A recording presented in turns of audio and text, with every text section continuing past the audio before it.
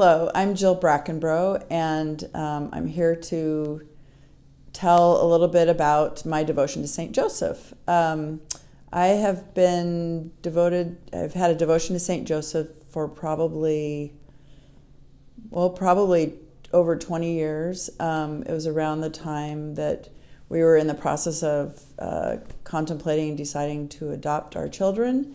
And I came across a little book that it was an old prayer book that had a prayer to St. Joseph in the book, and it was just such a beautiful prayer. And because he was the foster father to Jesus, I thought it was an appropriate saint to pray to for guidance through our adoption process. And so we went through the whole adoption, and we were able to adopt 2 children. And then we just throughout our lives, being parents to our children, it was St. Joseph, we've always relied on him.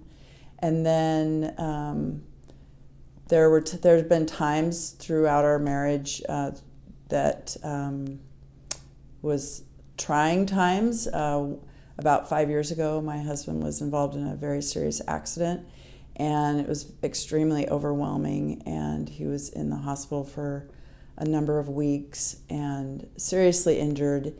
And as I was going to work in the mornings, it would be almost overwhelming.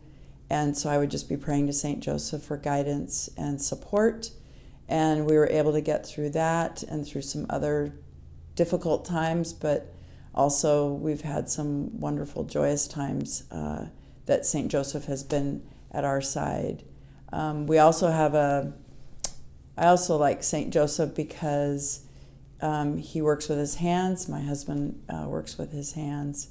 And he's a carpenter and mechanic, and he's just a good role model for a father and for a spouse, and he's good for our kids, and I love St. Joseph.